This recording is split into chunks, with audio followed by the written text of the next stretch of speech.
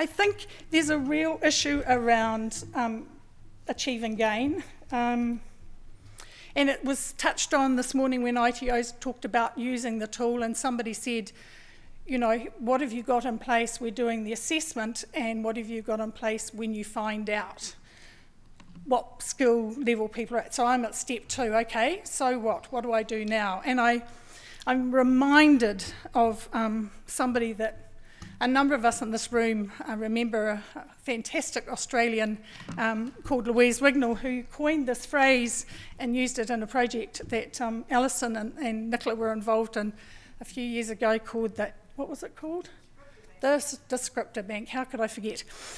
Was that you can't fatten a cow by weighing it. Well, my definition of a cow is it turns out I can be fattened by getting on the scales. It happens on a regular basis.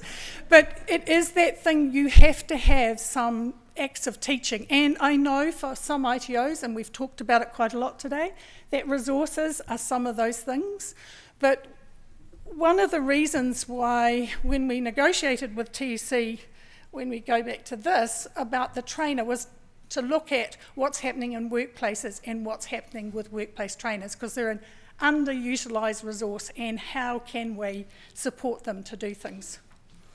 So these are the sort of things that we've been doing with some ITOs, and also doing within our own programs unit at Workbase. So to really deeply understand, analyse and understand what the assessment tool is asking you. So can you look at it, not just the results report, but can you look at the assessment tool, go through it and think, yes, I know what that means, I know what the implications of that are. And then once you get the reports, think, what are the implications of this for my group, my class? What are the implications for my teaching? What are the implications for what they're doing on the job? What are the implications for how they could be supported in other ways by other people? How do you bridge the gap? I'm very much in favour of clearly written, simple materials, but sometimes you can't do that. And I know every ITO here has got something that they just cannot reduce down to words that, you know, hit a readability formula that looks good. So sometimes it's about how do you build vocabulary and reinforce that building of vocabulary in ways that people get the requisite 40 exposures. I do a lot of work around gout at the moment, and gout is caused by, for those of you who've had the fortune never to have it, is caused by high uric acid called hyperuricemia.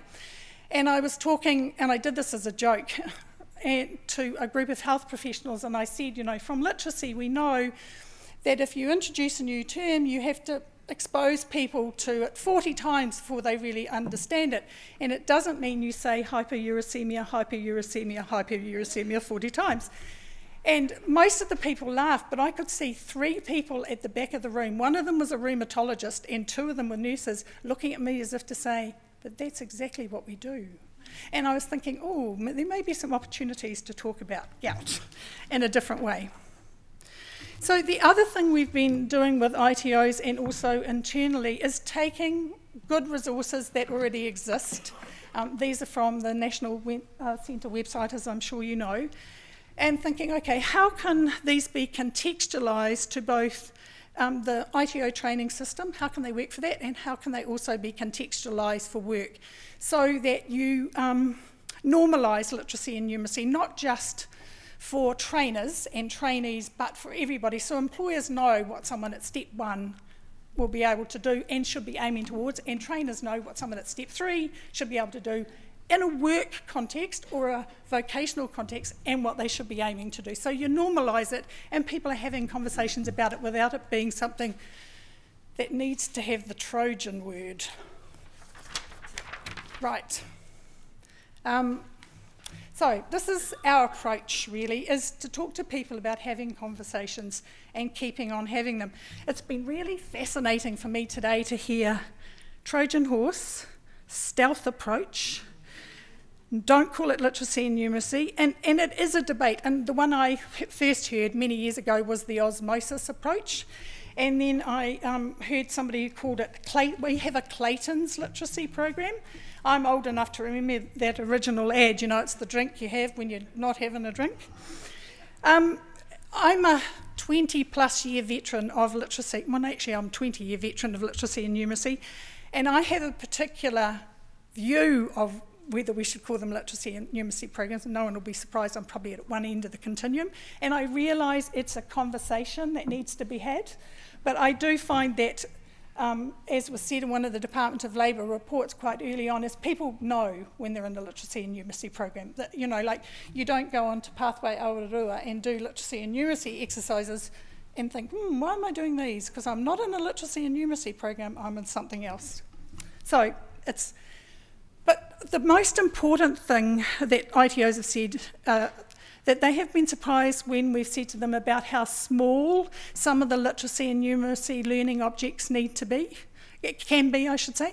They don't have to be big, ginormous, huge things that you whack people across the head with. They can be quite small, repetitive things that you then build on.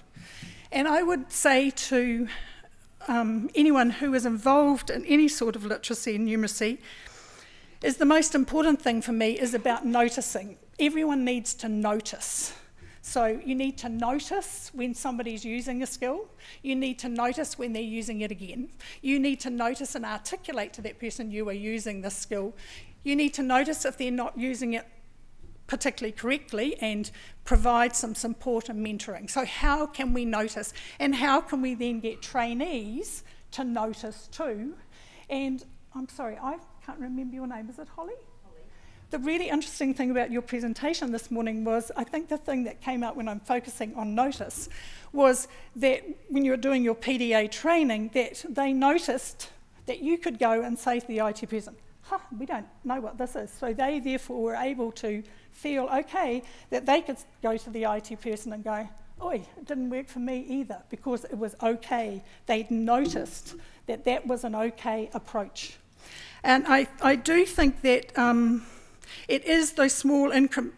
I'm not saying that we shouldn't have big methods. That would be great. Flip-top heads has always appealed to me, because at times when it comes to technology, I've needed a flip-top head myself. My daughter has mentioned that to me on a number of occasions.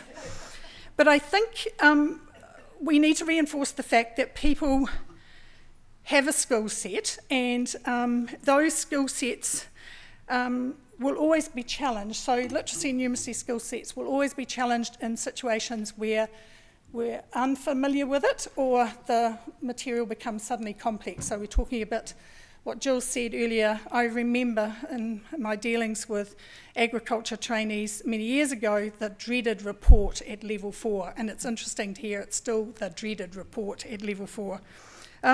So everyone in this room, if they haven't noticed, you have literacy moments yourself, literacy and numeracy moments yourself, and you do these things. So we do things like, we feel uncomfortable, we might get someone to help us, we'll do what happened on the screen you showed, Diana, we'll pretend we understand, we'll muddle through, or we'll do some avoidance.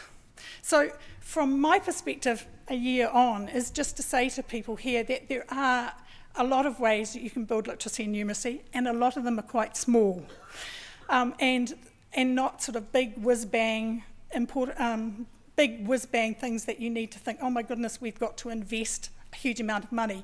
You can invest wisely in small things that can make a significant difference.